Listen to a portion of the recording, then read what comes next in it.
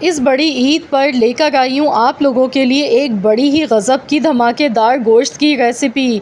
टिक्का हो या कबाब हो या कढ़ाई, सब कुछ फ़ेल हो जाएंगे इसके आगे।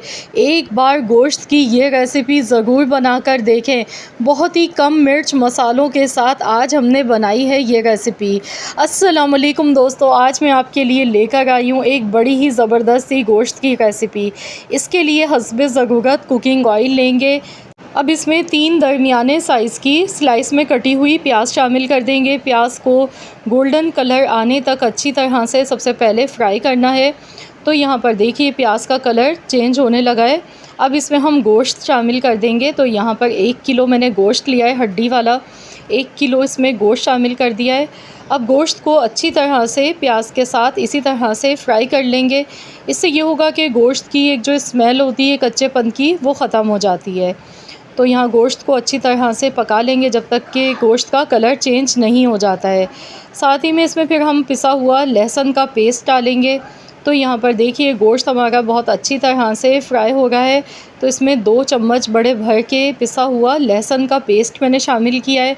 अब लहसुन के पेस्ट के साथ मज़ीद गोश्त को 1 से 2 मिनट तक इसी तरह से अच्छी तरह से फ्राई करना है। खूब अच्छी तरह से ये देखिए गोश्त हमारा भुन चुका है, कलर भी चेंज हो चुका है। तो इसी तरह से आपने भी खूब अच्छी तरह से गोश्त को शुरू में पका लेना है। अब इसमें नमक शामिल कर देंगे। 1 चम्मच नमक का 1/4 चम्मच हल्दी पाउडर का इसमें मैंने डाला है। अब मैं इसे अच्छी तरह से मिक्स करूँगी कुछ सेकंड्स के लिए, अच्छी तरह से इसे पका लेंगे। फिर हम इसमें थोड़ी सी कुटी हुई लाल मिर्चें डालेंगे। बाकी इसमें कोई मसाला अभी नहीं डालेंगे। इसके लिए एक स्पेशल मसाला मैं बाद में तैयार करूँगी। कुटी हुई लाल मिर्चें भी मैंने बहुत थोड़ी सी डाली हैं। तो यहाँ मिर्चों का इस्तेमाल बहुत कम आपने करना है। तो बस इसे अच्छी तरह से मिक्स कर लिया। और अब इसमें हस्बे ज़रूरत इतना पानी डालेंगे कि गोश्त अच्छी तरह से गल जाए। तो यहाँ मैं प्रेशर कुकर में इसे गला गई हूँ, तो इसलिए पानी मैं थोड़ा कम डाल गई हूँ। अगर आप नॉर्मल बर्तन में गला गए हैं तो आप इसमें 4 से 5 गिलास पानी शामिल कर सकते हैं। तो चलिए इसे प्रेशर लगा देते हैं और इसे 20 से 25 मिनट के लिए अच्छी तरह से पका लेंगे। तो यहाँ मैंने प्रेशर लगा दिया है। तो जब तक कि गोश्त गल रहा है तो हम इसके लिए एक स्पेशल मसाला बना लेते हैं।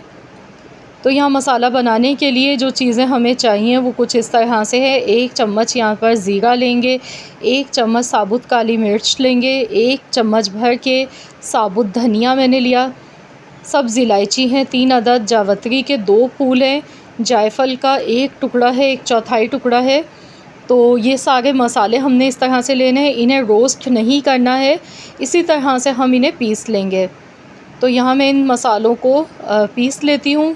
तो ये बहुत ही खुशबूदार सा हमारा मसाला बनके रेडी हो जाएगा। तो यहाँ देखिए मैंने इसे थोड़ा मोटा सा पीसा है, दरदरा सा, बिल्कुल बारीक इसका फ़ाइन पाउडर नहीं बनाया है।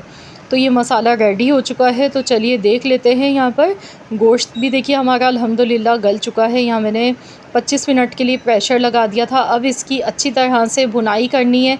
साथ ही में यहाँ दही इसमें शामिल करना है। 400 ग्राम इसमें दही शामिल कर देंगे। अब दही डालने के बाद खूब अच्छी तरह से हाई फ्लेम पर इसकी भुनाई करनी है, क्योंकि जैसे ही हम दही डालेंगे ना इसमें अच्छा खासा पानी नज़र आने लगेगा।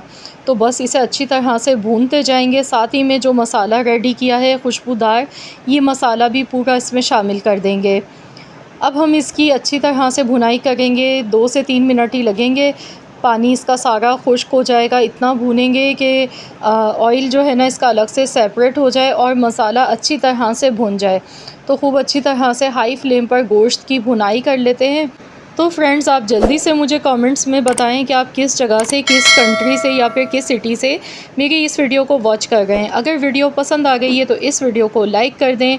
और बकरा ईद के हवाले से आप मेरे चैनल पर जो रेसिपीज़ देखना चाहते हैं तो आप लोग मुझे ज़रूर कमेंट्स कीजिएगा। इंशाल्लाह ताला मेरी पूरी कोशिश होगी कि मैं आपकी फरमाइश पर वही रेसिपीज़ आप लोगों के साथ शेयर कर सकूँ। यहाँ देखिए भुनाई हो चुकी थी गोश्त की। तो इसमें हरा धनिया बारीक कटा हुआ, हरी मिर्चें ली हैं 2 अदद, साथ में बारीक कटी हुई अदरक शामिल कर देंगे खुशबू के लिए। और इसे अच्छी तरह से मिक्स कर लेंगे। तो लीजिए जनाब, हमारी आज की गोश्त की बहुत ही मज़ेदार सी ये रेसिपी बनके बिल्कुल तैयार हो चुकी है। अगर आप भी चाहते हैं ना गोश्त का असल मज़ा चखना, तो इस रेसिपी को ज़रूर बनाएं, क्योंकि ये कम मिर्च मसालों के साथ झटपट बन जाती है। एक तो टाइम नहीं ज़्यादा लगता है बनाने में, और जायका कोई इतना लाजवाब होता है ना, इसे जब आप बना के खाएंगे ना, आपको मज़ा आ जाएगा। आप इसे ताफ़तान के साथ सर्व कर सकते हैं, या पूरी पराठों के साथ खाएं, या चपाती के साथ खाएं। बहुत ही उम्दा और बहुत ही मज़ेदार रेसिपी है ये गोश्त की। मुझे पूरी उम्मीद है कि इंशाअल्लाह ताला आज की मेरी ये रेसिपी आप सबको ज़रूर पसंद आई होगी। अगर रेसिपी आपको थोड़ी सी भी अच्छी लगी है, तो प्लीज़ इस वीडियो को ज़्यादा से ज़्यादा आपने शेयर करना है और लाइक भी कर देना है।